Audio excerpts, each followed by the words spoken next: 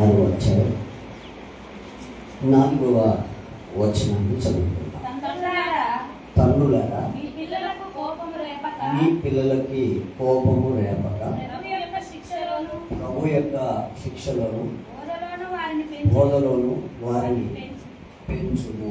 హల్లెలూయా. దేవుడే పెంచుకుంటాడు.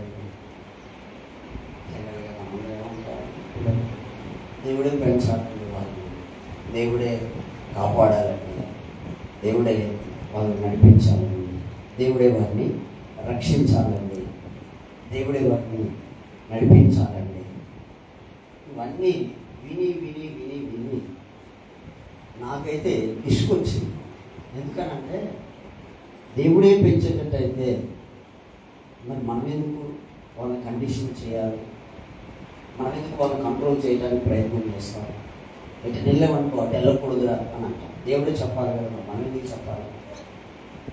అది చేయకూడదు, ఇది చేయకూడదు అని కొన్ని విషయాలు పిల్లలకి చెప్తూ ఉంటాం. కానీ దేవుడి దగ్గరికి వచ్చేసరికి ఏమని చెప్తామంటే దేవుడే వాడిని నడిపించాలండి, దేవుడే వాడిని కాపాడాలండి, దేవుడే అతనితో మాట్లాడాలండి, దేవుడే అతన్ని దర్శించాలండి. దేవుని విషయంలోకి వచ్చేసరికి మాత్రమే దేవుడే దర్శించాలి. మిగతా అన్ని విషయాల్లో నీవే బాధ్యత తీసుకుంటావు. నీకు అన్ని విషయాలు, దేవుని విషయంలో తప్ప అన్ని విషయాల్లో తల్లిదండ్రులు, బంధువులు, స్నేహితులు, శ్రేయభిలాషులు వీళ్ళందరూ అన్ని విషయాల్లో బాధ్యత తీసుకుంటారు. కానీ దేవుని విషయంలోకి వచ్చేసరికి ఏమంటారంటే దేవుడే చెప్పాలని మనం తింటారా పాస్టర్ గారు, ఎంత చెప్పినా వాళ్ళు ఏంటంటే దేవుడే నడిపించాలి. ఇలా మనం చెప్పుకుంటూ వెళ్తూ ఉంటాం. పిల్లలు కలిగారనే ఆనందం ఒక పక్కన ఉంటే, పిల్లలు పెరిగి పెద్దవారు అవుతున్నప్పుడు ఒక రకమైన భయం కూడా మనలో మొదలవుతూ ఉండాలి. ఎందుకు అనంటే పిల్లరా, కాలం బాగలేదు, సమాజం అంతకంటే బాగలేదు. కాబట్టి సమాజంలో తిరుగుతున్నప్పుడు మనకు తెలియకుండానే మనకు సంబంధం లేని కొన్ని విషయాలు మన ఒంట్లోనికి ఇంట్లోనికి వస్తూ ఉంటాయి. కాబట్టి వీటన్నిటిని చూసినప్పుడు మనం జాగ్రత్త పడాలి. ఎందుకంటే బైబిల్లో ప్రభు అయిన యేసు ప్రభు అంటారు, ఒకసారి స్నానం చేసినవాడు మళ్ళా స్నానం చేయాల్సిన అవసరం లేదు, కానీ నువ్వు లోకంలో సంచరించి వచ్చావు కాబట్టి నీ పాదాలకు ధూళి అంటుతుంది, ఆ పాదాలు కడుక్కుంటే సరిపోద్ది అని అంటే సమాజంలో తిరుగుతున్నప్పుడు ధూళి అంటుతుంది అని చెప్పాడనంటే పాపం అంటుతుంది అని దేవుడు చెప్పినట్టే కదా. అంటే యేసు ప్రభు ఆ మాట చెప్పినప్పుడు ఇప్పుడు సమాజంలోకి మన పిల్లలు వెళ్తున్నప్పుడు మనం భయపడాలి వద్దా? హలో, నోరు తెరవాలి, భయపడాలి వద్దా? ఉండాలి. అందుకే పిల్లలు పెరిగి పెద్దవారు అవుతున్నప్పుడు ఒక రకమైన భయం మనలోనికి రావాలి. ఆ భయం వచ్చినప్పుడు ఏమవుతుంది అంటే ఆటోమేటిక్గా భక్తి అనేది పుట్టుకొస్తుంది. అప్పుడు మన పిల్లల నిమిత్తమై మనం ప్రార్థన చేయడానికి అవకాశం ఉంటుంది. బైబిల్లో మీరు గమనిస్తే పిల్లగా యోబు జీవితాన్ని మనం తీసుకుంటే ఆయన ప్రతిరోజు తన పిల్లల కొరకు ప్రార్థన చేస్తూ ఉన్నాడు. ప్రతిరోజు వారి కొరకు బలులు అర్పిస్తూ ఉన్నాడు. ప్రతిరోజు వారి క్షేమం నిమిత్తమై దేవుడి దగ్గర విజ్ఞాపన చేస్తూ ఉన్నాడు. ఎందుకని ఎక్కడైనా పాపము చేసిరేమో అని ముందుగానే ఆయన పిల్లల నిమిత్తం ఆయన అంతగా శ్రద్ధ కలిగి ఉన్నాడు కదా. దేవుడు పిల్లరా, మనం ఇంకెంత శ్రద్ధగా ఉండాలి? ఒకసారి ఆలోచన చేయండి సహోదరి. 6 సంవత్సరాల తర్వాత దేవుడు దర్శించి చక్కని కుమార్తెలు ఇచ్చాడు. నా సాక్ష్యం కూడా ఇక్కడ ఉపయోగపడుతుందని ఆశపడుతున్నాను. 2 ముక్కలు చెప్తాను. నాకు పెళ్ళైన 17 సంవత్సరాలకి దేవుడు నాకు పిల్లలు ఇచ్చాడు. 17 సంవత్సరాలకి. ఈ 17 సంవత్సరాలు నేను సేవలోకి వచ్చేసి 20 సంవత్సరాలు అవుతుంది. ఇంకో వచ్చే నెలలో 20 సంవత్సరాలు అవుతుంది. సేవలోకి వచ్చిన 1 year తర్వాత నేను పెళ్లి చేసుకున్నాను. నాకు పెళ్ళైన 17వ ఏట నాకు దేవుడి పిల్లల్ని ఇచ్చాడు. 17 సంవత్సరాలు. మరి 6 సంవత్సరాలలో నువ్వు పడ్డ వేదన ఎంత ఉంటుందో నేను అర్థం చేసుకోగలను. నీవు ఎలాంటి సమస్యలను ఎదుర్కొన్నావో, కుటుంబంలో ఎలాంటి సమస్యలు ఎదుర్కోవాల్సి వస్తుందో, సమాజంలో ఎలాంటి సమస్యలు ఎదుర్కోవాల్సి వస్తుందో, స్నేహితుల మధ్య ఎలాంటి సమస్యలు ఎదుర్కోవాల్సి వస్తుందో, ఏదైనా శుభకార్యాలు జరుగుతున్నప్పుడు వెళ్ళాలంటే వారి ముఖం మీద అనకపోయినా వారి అంతరంగంలో కలుగుతున్న ఆలోచనలు మనకు అర్థమైనప్పుడు మనకి ఎలాంటి బాధ కలుగుతుందో నేను చెప్పగలను. 17 సంవత్సరాలు అనుభవించాను. 17 సంవత్సరాలు దేవుని వైపు చూశాను. ఈ 17 సంవత్సరంలో పిల్లరా దేవుడు చెప్పాడు, ముందుగానే చెప్పాడు, వాగ్దానం చేశాడు. నా కుమారుడు నాకు పెళ్ళైన 1 year తర్వాత మరి 1 సంవత్సరం అవుతుంది, పెళ్ళి అయిపోయింది, ఇంకా ఏం లేదు, ఇంకేం లేదు, ఎన్నో వస్తాయి. 1 year వరకు ఎవరు పట్టించుకోరు. కానీ 1 year దాటిందంటే కథలిక ఇక ఆ శోధన ఊహకు అందనంత శోధన. 1 సంవత్సరం అయిపోయింది, ఇంకా ఏమి లేదు అని వారు చూపులే మనకి సమాధానం చెప్తుంటారు. ముఖ కవలికలే మనం ప్రశ్నిస్తూ ఉంటాయి. నోరు మాట్లాడకపోయినా శరీరం యొక్క హావభావాలే మనం కనబడగానే వారు ముఖంలో కలిగే ముఖ కవలికలే మనల్ని ప్రశ్నిస్తూ ఉంటాయి. ఆ ప్రశ్నలకు సమాధానం ఏం చెప్తావు? నోటితో చెప్తా అవుతాయా? అందుకనే అవన్నీ ఎదుర్కొంటూ వచ్చారు. అయితే దేవుడి దగ్గర మోకాల నుండి ప్రార్థన చేసినప్పుడు దేవుడు వాగ్దానం చేశాడు, నా కుమారుడా నీకు కుమారుడు కుమార్తెలు ఇచ్చిందని. హలో, హల్లెలూయా చెప్పు. హల్లెలూయా. ఆయన ఇచ్చినాక పిల్లరా ఆ యొక్క సమాధానం, ఆయన నువ్వు వాగ్దానం చేసి నమ్మదగిన వాడు, కానీ నీ వాగ్దానం నాకు కావాలి, దాని కొరకు నేను ప్రార్థన చేశానని చెప్పేసి దేవుడు వాగ్దానం చేసిన తర్వాత పిల్లరా ఆ బాధ్యత దేవుడు తీసుకున్నాడు కనుక ఇక నేను దాని విషయంలో మనసు పెట్టలేదు. 16 సంవత్సరాలు ఏకదాటిగా సేవ చేసుకుంటూ వెళ్ళిపోయాను. పిల్లలు లేరనే బాధ నాకు ఎక్కడ కూడా అనిపించలేదు. ఎందుకంటే సేవ చేస్తున్నాను కదా, సేవకుడు కావాలి. ఒక సేవకుడిగా నేను ఎదుర్కొన్న సమస్యలు ఏంటో నేను అర్థం చేసుకోగలను. కానీ ఒక విశ్వాసిగా నువ్వు ఎదుర్కొన్న సమస్యలు ఇంకా భయంకరంగా ఉంటాయి. అలాంటివన్నీ ఎదుర్కొంటూ వచ్చాక నాకు 16వ సంవత్సరం, పెళ్ళైన 16వ సంవత్సరాన నవంబర్ 4వ తారీఖున ఒక గుణపం లాంటి పోటు నా గుండెలో దిగింది. ఒక జంటకి కుమారుడు కలిగితే పరామర్శించడానికి, ప్రార్థన చేయడానికి వెళ్ళాను. అక్కడ నాకు ఒక గుణపం లాంటి ఒక చూపు నా గుండెలో కూర్చుంది.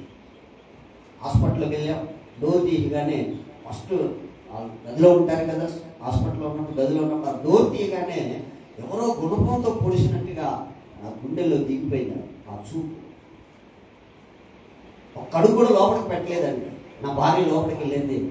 నాకు దుఃఖం ఆగట్లేదు. ఇక కళ్ళ మట్టి విపరీతమైన నీరు, కుండ ప్రగిలితే నీరు, కుండలో నుంచి నీళ్ళు ఎలా వస్తాయో నా కళ్ళలో నుంచి అలాగ నీరు ఆగకుండా కారిపోతున్నాయి. అది వాళ్ళు చూస్తే వాళ్ళు ఏమనుకుంటారు? ఆయనకు పిల్లలు లేరు కదా, మాకు పిల్లలు కలిగేసరికి బాధ తట్టుకోలేకపోతున్నాడేమో అని అనుకుంటారు. ఇంకేమైనా అనుకోవచ్చేమోనని ఆ దుఃఖాన్ని వాళ్ళు కనబడకుండా వెనక తిరిగి ఇలాగా దేవుడి దగ్గర అడుగుతున్నాను, ప్రభా నాకు ఓపిక సరిపోవటం లేదు. హలో, ఎవరు ఉన్నారా? నాకు ఓపిక సరిపోవట్లేదు ప్రభా, ఓపిక ఇవ్వవా అని అడిగాను. అడిగి నెక్స్ట్ వెంటనే ఎంత ఓపిక ఇచ్చినా ఇంకా 4 రోజులకైనా నువ్వు ఇవ్వాలి కదా, అదేదో ఇప్పుడే ఇస్తే ఓపిక పట్టాల్సిన అవసరం ఉండదు కదా ప్రభు అన్న. మీరు నమ్మండి, అలాగే నేను దేవుని దగ్గర మనసులో చేసిన 1 సెకండ్లోనే ఈ 2 పదాలు వాడిన. 1-2 సెకండ్లో నవంబర్ 4లో నాకు జరిగిన ఈ సంఘటన. మరలా నవంబర్ 15కి దేవుడు నాకు కుమారుని కుమార్తెనిచ్చాడు.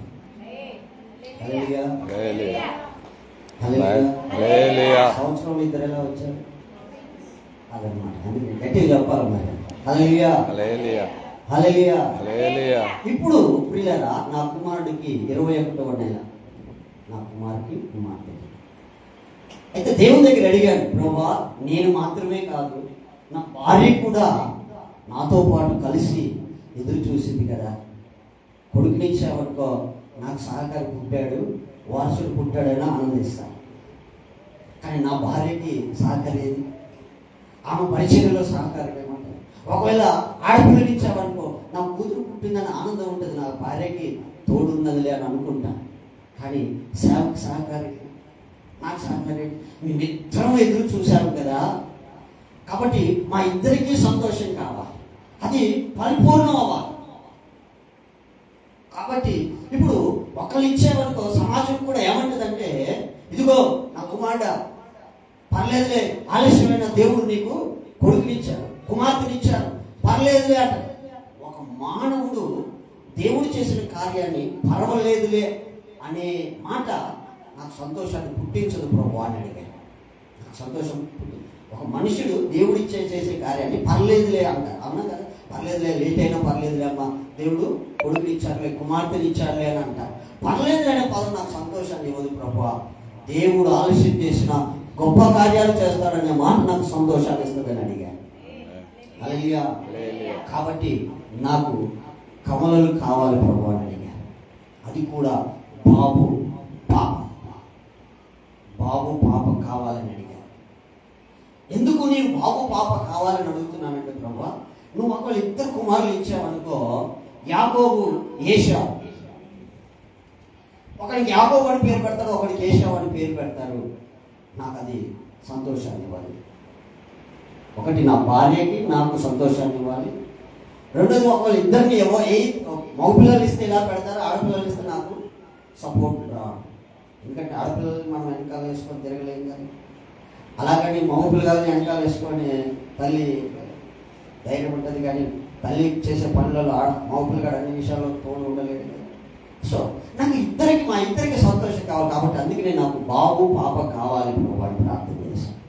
దేవుడు కలలో దర్శనం ఇచ్చి, నా కుమారుడు నీ సంతోష నిమిత్తం నేను ఇచ్చుచున్నాను అని అన్నాడు. హల్లెలూయా. అప్పటికి గర్భంలో 2 రోజుల ముందు ఒక అండం రిలీజ్ అయింది, 2 రోజుల తర్వాత ఒక అండం రిలీజ్ అయింది. నేను ఈ మాట చెప్పాను, దేవుడు నాకు చెప్పగానే నా భార్యతో పంచుకున్నాను. ఇదిగో ఈసారి మనకి అప్పటికి మేము టెస్ట్లు ఏమి చేయించుకోలేదు, ఈసారి ఖచ్చితంగా కన్ఫామ్ అవుతుంది, ప్రెగ్నెంట్ కన్ఫామ్ అవుతుంది. రెండవది మనకి ట్విన్స్ పుడతారు అని అన్నాం. మేము ఇంట్లో కూడా టెస్ట్ చేయించుకోలేదు. మనకి ఈసారి ఖచ్చితంగా దేవుడు మనల్ని దర్శిస్తాడు, ఖచ్చితంగా మనకి ట్విన్స్ పుడతారని అన్నా. అప్పుడు అన్నది నా భార్య, అవునండి 2 రోజులు, ఒకసారి లెఫ్ట్ సైడ్ నుంచి ముందుకు వెళ్ళింది, 2 రోజుల తర్వాత రైట్ సైడ్ నుంచి కూడా ముందుకు ప్రయాణం చేసినట్టు నాకు అనిపించింది అని అన్నది. ఎగ్ రిలీజ్ అయినప్పుడు ప్రయాణం చేసేది ఆడవాళ్ళకి, పిల్లలు కనే వాళ్ళకి, అది గుర్తించిన వాళ్ళకి అర్థమవుతుంది. హల్లెలూయా. 2 సార్లు ప్రయాణం చేసినట్టు నేను గమనించానండి అని. ఖచ్చితంగా మనకు చూసుకుంటారు చూడాలి. 45 రోజుల తర్వాత పిల్లరా మేము ఖచ్చితంగా టెస్ట్ చేసుకున్నాం ఇంట్లో, ప్రెగ్నెంట్ అని వచ్చింది. వెంటనే ఇక్కడి నుంచి హైదరాబాద్కి వెళ్ళిపోయాం, డైరెక్ట్గా హైదరాబాద్కి వెళ్ళిపోయాం. ఎందుకంటే ఈ ఏరియాలో చూపించు, అక్కడైతే అన్ని పరికరాలు ఉంటాయి, స్పష్టత ఉంటుంది, క్వాలిటీ కలిగిన పరికరాలు ఉంటాయి. ఇక్కడైతే ఏదేదో చిన్న పెట్టి అయినా చేస్తారు, అంత రాత్రి అయితే ఏంటని చెప్పేసి హైదరాబాద్ వెళ్ళాను. అక్కడ టెస్ట్ చేయించాను. నాతో పాటు మా మేనత్త కొడుకున్నాడు, మా సంఘ విశ్వాసం. స్కానింగ్ అని హాస్పిటల్కి వెళ్ళారు. వచ్చేటప్పుడు నేను చెప్పాను వాళ్ళతో, ఏమనంటే ఇది చూడు, టెస్ట్లో ట్విన్స్ అని వస్తుంది చూడు అని అన్న. చూడు అని ముగించేసరికి మా పాస్టర్ గారు రిపోర్ట్ తీసుకొని వచ్చింది, ట్విన్స్ అని రిపోర్ట్ చేశారు. దానికి సాక్ష్యం. హల్లెలూయా. పిల్లరా, దేవుని యందు నమ్మకం ఉంచగలిగితే సహోదరికి చేసిన కార్యాలు మన జీవితాల్లో చేయడా? నా జీవితంలో చేసిన కార్యాలు మీ జీవితాల్లో చేయడా? కాబట్టి మనం విశ్వాసం ఉంచగలిగితే, దేవుని యందు విశ్వాసం ఉంచగలిగితే, అందుకనే వాక్యం అంటుంది, నమ్ముట నీ వలనైతే నమ్మువానికి సమస్తము సార్. నేను నమ్మాను. ఏమని నమ్మాను? నా ప్రభువు నాకు నేను అడిగినది ఇస్తాడు, ఇవ్వగలిగిన సామర్థ్యం కలిగిన వాడు అని నేను నమ్మాను. నమ్మి విశ్వసించాను. దేవుడు నాకు ఫలముగా బాబుని పాపని ఇచ్చాడు. హల్లెలూయా. ఇంతటితో సమస్య పోలేదండి. ఒక సమస్య పోయింది, కానీ కొత్త సమస్య ఒకటి తయారవుతుంది. ఏంటో తెలుసా? ఇప్పుడు ఒక సమస్య పోయింది. ఏ సమస్య పోయింది? పిల్లలు లేరు అనే సమస్య పోయింది. ఇప్పుడు సంతోషం ఉంది. ఈ సంతోషాన్ని మనం అనుభవించకుండా శత్రువు ఆ సంతోషాన్ని దొంగిలడానికి మరొక నెపాన్ని మన మీదకి తీసుకొచ్చి పడతాయి. రీసెంట్గా మన సండే రోజే హల్లెలూయా, వారు లేని వారు ఉంటారు, ఈర్ష్యా స్వభావం కలిగిన వారు ఉంటారు, మెచ్చుకునేవారు ఉంటారు, మరి ఏదో రకమైన స్వభావం కలిగిన వారు ఉంటారు. మన మీద గుడ్డ కాల్చి మీద వేయడానికి ఎంతో మంది ఉంటారు. హల్లెలూయా. హల్లెలూయా. దేవుడు చేసిన కార్యాన్ని ఒప్పుకోలేని వారు ఉంటారు. ఆ హాస్పిటల్ చుట్టూ ఈ హాస్పిటల్ చుట్టూ తిరిగి సూదులకు పిల్లలు పుట్టించుకున్నారు అని నిన్న సండే రోజు మా ఇంటి దగ్గర ఒక ఆమె వచ్చేసి గొడవపడి. ఎందుకు చెప్తున్నానంటే, పిల్లలు లేనప్పుడు ఉండే బాధ ఒకటైతే, పిల్లలు కలిగినాక ఆ సంతోషాన్ని అనుభవించలేని వారు, వారవలేని వారు మరొక రకమైన నేరాలు మన మీద మోపుతూనే ఉంటాయి. లేకపోతే వంకర్లుగా తింకర్లుగా తిరిగి హాస్పిటల్ చుట్టూ తిరిగి సూదుల వల్ల పిల్లలు పుట్టించుకోవాలనుకుంటే 17 సంవత్సరాలు ఎందుకు ఎదురు చూడాలి? 1 సంవత్సరం ఉంటాం, 2 సంవత్సరం ఉంటాం, 3 సంవత్సరం వెళ్ళిపోతాం. 17 సంవత్సరాలు ఏ హాస్పిటల్ చుట్టూ నేను తిరగలేదు. నా సాక్షి ఏ హాస్పిటల్ కాడికి వెళ్ళలేదు, ఏ హాస్పిటల్ దగ్గర చెకప్ చేయించలేదు, ఏ హాస్పిటల్కి మేము వైద్యం అందలేదు, ఏ మెడిసిన్ మేము వాడలేదు. ఎందుకంటే నా పూర్తి నమ్మకం నా ప్రభు అయిన యేసుక్రీస్తు మీదనే. ఇలాంటి సమయంలో ఆయన సాక్ష్యం చెప్పాలి అంటే నా మనస్సాక్షి నన్ను నింద ఆరోపించకుండా ఉండాలి, నేరారోపణ చేయకుండా ఉండాలి.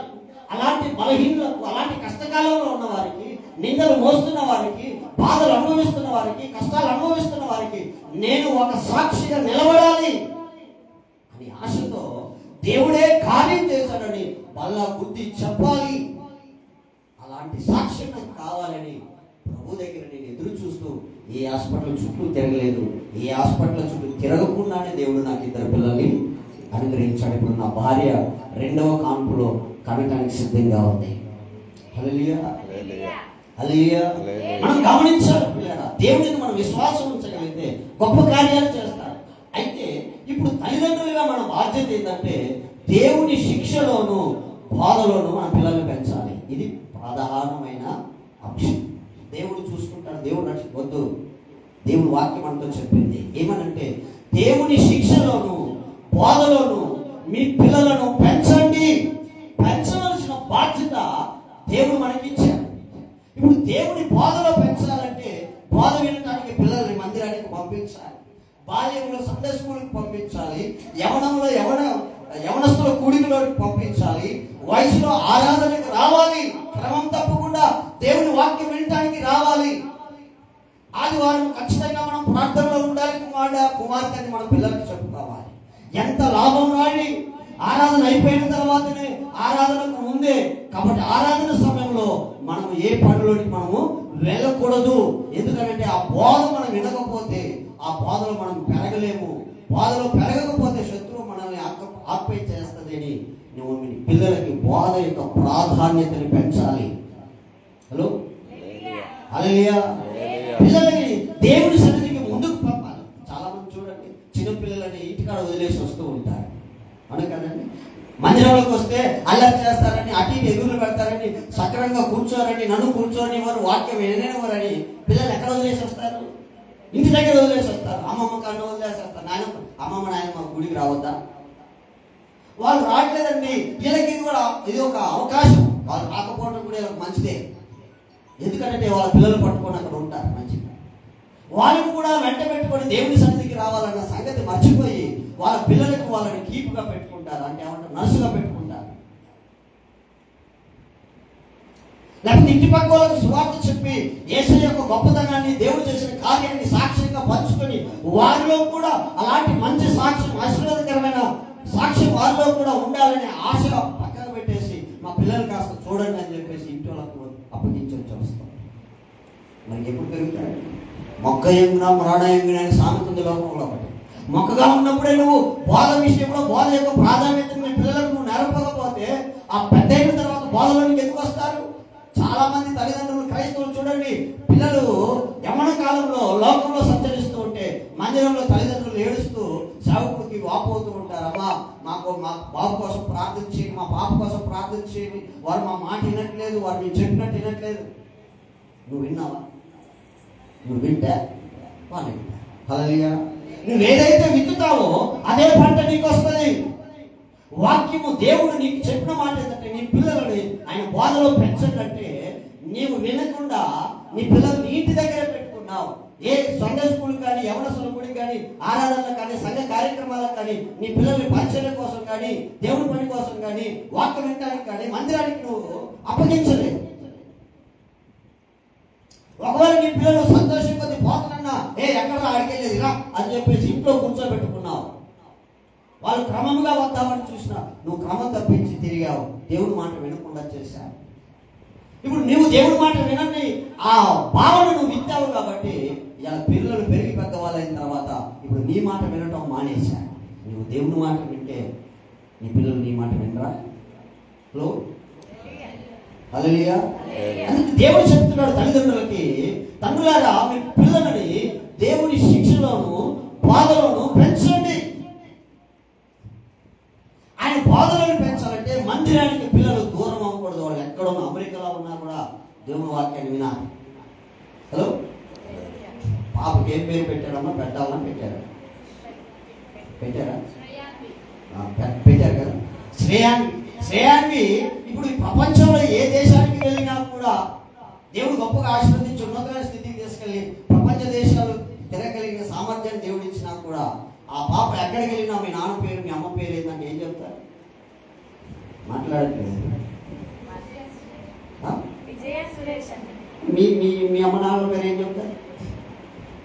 చెప్పాలి గట్టిగా. మీ నాన్న పేరు చెప్పండి, మీ అమ్మ పేరు చెప్పండి, అంతేనా? మరి దేవుడి సన్నిధి అనే మాటకు వచ్చేసరికి ఎక్కడైతేందండి దేవుడే కదా, ఇక్కడే మందిరం ఉంది కదా, ఇక్కడ కూడా సంఘాలు ఉన్నాయి కదా, ఇక్కడ కూడా సేవకులు ఉన్నారు కదా అని మరి ఎలా చెప్తున్నావు తండ్రికి? ఒక క్రైస్తవుడు అని ఆలోచన చేయి. వాక్యం వినడం తప్పు లేదు, మందిరానికి వెళ్ళడం తప్పు కాదు, దేవుడి మాటలు వినడానికి వెళ్ళడం తప్పు కాదు. నువ్వు ఎంత దూరం వెళ్ళినా నీ తండ్రి ఇంటిని తల్లి ఇంటిని మరవకూడదు అన్న సంగతి నువ్వు మర్చిపోకూడదు. హలో, అవునా కదండి? హలో, ఇప్పుడు నీ పిల్లలు నిన్ను మర్చిపోకుండా ఉండాలి అంటే నీవు దేవుడిని మర్చిపోకుండా ఉండాలి. నీవు దేవుడి మాట వినాలి. నువ్వు ఎప్పుడైతే దేవుడి మాట వింటావో నీ పిల్లలు కూడా నీ మాట వినడం మొదలు పెడతారు. హల్లెలూయా. అందుకే శిక్ష వస్తుంది నాయన అని చెప్పాలి. ఏలి తన పిల్లలు ఉన్నారు, తప్పు చేస్తున్నారు, కానీ ఏలి తన పిల్లల్ని ఖండించలేదు, చూసుకుంటూ వదిలేశాడు అంతే. అందుకనే సమూయేలుకి అధికారం వచ్చింది. సమూయేలు అన్న దేవుని సన్నిధిలో ఉండి ప్రార్థన చేస్తూ అంగలారుస్తూ ఉంటే ఆ అంగలారులో సేవకుడు ప్రార్థన చేయడానికి వచ్చే సమయం కంటే ముందే ఆమె మందిరంలోకి వచ్చేసి అంగలారుస్తుంది, ఏడుస్తుంది. ఎంతగా ఏడుస్తుందంటే తాగుబోతులు ఎట్ట సోలుతారో అట్ట సోలుతుంది మందిరంలో కూర్చొని. సేవకుడు చూసి పొద్దు పొడిసి జామైనా కాలేదు, అప్పుడే భక్తురాలు అయినవా అని చెప్పేసి గద్దాల్చితే ఆమె అంటుంది, నా ఏలిన వాడా నన్ను అవమానపరచక.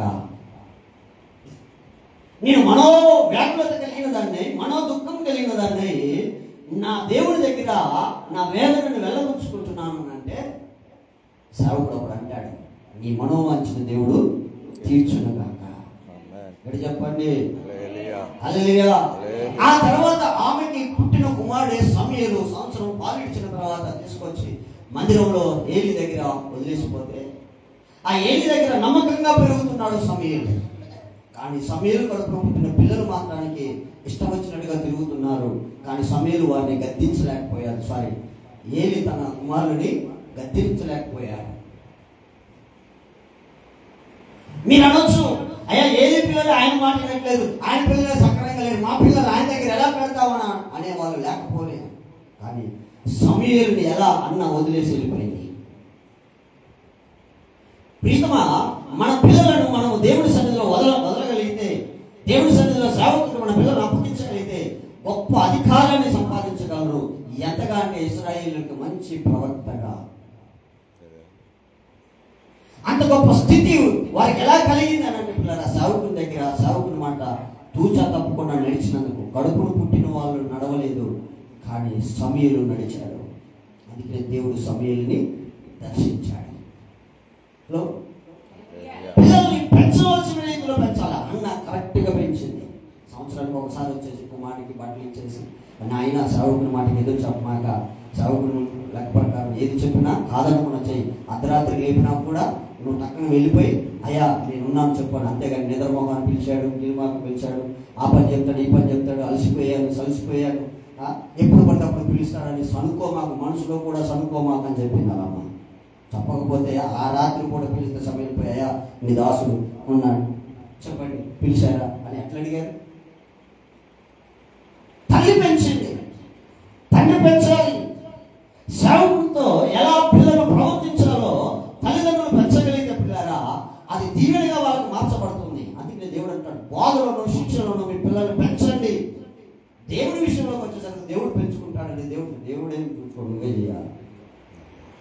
ఒకవేళ దేవుడే చూసుకుంటాడు అనుకుంటే అన్ని విషయాల్లో దేవుడికి అప్పగించి నువ్వు గాలి వదిలే నీ పిల్లల్ని దేవుడు చూసుకుంటాడు. అలా చూసుకుంటామా? దేవుడు బిడ్డారా గమనించండి, ఆయన శిక్షలను ఆయన బోధలను మనం ఆయన మాట వినకపోతే శిక్ష వస్తుంది. మీకు మాకు చూడగలిగితే పిల్లరా, ఆదికాండం 22వ అధ్యాయంలో చూస్తే అబ్రహాము ఇస్సాకును బలిస్తున్నాడు. చరిత్ర చెప్తుంది అప్పుడు ఇంచుమించు 30 సంవత్సరాల వయసు ఉంటుంది ఇస్సాకుకి. 30 సంవత్సరాల వయసులో కుమారుని బలిస్తుంటే కుమారుడు నోరు మెదపకుండా ఉన్నాడని అంటే తండ్రి ఏ రీతిగా కొడుకుని పెంచుంటాడు మీరు ఒకసారి ఆలోచించండి. ఇలా మన ఇళ్లలో మనందరం చూడటం లేదా?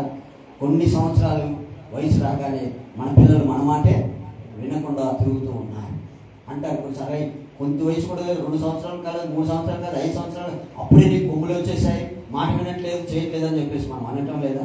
కానీ 30 ఏళ్ళ వయసు వచ్చినా కూడా ఎందుకు ఇస్సాకు అబ్రహాం మాటకు విధేయుడయ్యాడు? ఎప్పుడైనా ఆలోచన చేశాడు? గమనించాడు కదా, కట్టేశాడు, బలిస్తానని చెప్పుకుంటూ వచ్చాడు. మార్గ మధ్యంలో ఇస్సాకు అడుగుతున్నాడు, అన్నీ ఉన్నాయి నాన్న, బలికి పశువేదని అడిగాడు. ఇవన్నీ ఎరిగిన వాడు 30 ఏళ్ళ వయసు వచ్చినాడు. బలిపీఠం కట్టిన తర్వాత బలిపీఠం మీద ఇస్సాకును పడుకోబెట్టి తాళ్ళతో కట్టి కత్తి ఎత్తి నరకటానికి మొదలుపెట్టిన నోరు మెదపకుండా ఎలా ఇస్సాకు మౌనంగా ఉన్నాడు? ఎంత విధేయతగా కొడుకులు పెంచాలి. దేవుడు నిన్నే అడిగాడు ఆయన బలిగా, దేవుడు నిన్నే బలి కోరాడు ఆయన, అందుకని నిన్నే బలి పశువుగా అప్పగిస్తున్నాను అనే మాట చెప్పకనే కార్యం ద్వారా ఇస్సాకుకు అర్థమైపోయింది, దేవుడు నన్నే కోరుకున్నాడు. కాబట్టి నేను దేవుడికి బలవ్వాలనుకున్నాడు, ఆయన విధేయత చూపించాడు. ఎందుకంటే దేవుడికి తండ్రి విధేయత చూపించాడు. అదే విత్తనం కొడుకులో నుంచి అబ్రహాం చూడగలిగాడు. ఈరోజు తల్లిదండ్రులుగా మీ పిల్లలు మీ మాట వినటం లేదని అంటే పిల్లగా తల్లిదండ్రులుగా నువ్వు ఫెయిల్ అయ్యావని అర్థం. మనము తల్లిదండ్రులుగా ఫెయిల్ అయ్యామని అర్థం. వాళ్ళకి మనం బోధన నేర్పలేదు. రెండవది, ఆ బోధకు లోపడకపోతే వచ్చే శిక్షణ వారికి మనం తెలియచేయలేదు. అందువలన శిక్ష లేకపోతే ఎవరు చదవరు. మీరు చూడండి, చదువుకునే టైంలో 6 టీచర్లు ఉంటే ఒక సబ్జెక్ట్ బాగా ఇంట్రెస్ట్గా చదువుతాం. ఎందుకని? ఆ సారు మనల్ని కొడతాడని. మనం కదండి, ఎవరైతే మనల్ని దండిస్తారో ఆ దండించే సార్ యొక్క సబ్జెక్ట్ ముందుగా చదువుకొని పక్కన పెట్టుకుంటాం, మిగతా సబ్జెక్టులని తర్వాత చదువుకుంటాం. అంటే దండన లేకపోతే మనుషుడు భయపడడు. అందుకే శిక్ష, దేవుని మాట వినకపోతే ఎలాంటి శిక్ష వస్తుందో నీకు తెలియకపోతే, నీ పిల్లలకు తెలియకపోతే వారు ఎలా లోబడతారు? అందుకనే మనం దేవుని శిక్షకు మనం భయపడేవారిగా ఉండాలి, లోబడేవారిగా ఉండాలి. అవన్నీ మనకు తెలియాలంటే బోధ మనం సక్రంగా వినాలి. తల్లిదండ్రుల మాట వినకుండా తిరిగిన వాళ్ళు ఏమైపోయారు? శాపగ్రస్తులు అయిపోలేదా? మీరు గమనించండి, కయ్యూరు పరిస్థితి ఏంటి? శ్రేష్టమైన అర్పణ అర్పించమని అంటే ఏ పాలు గింజలు అయితే తీసుకొచ్చి అర్పించాడు. ఏమేలు ఏం చేశాడు? శ్రేష్టమైన తీసుకొచ్చి అర్పించాడు. తండ్రి మాట విన్న ఏమేలు ఆశీర్వదించబడ్డాడు.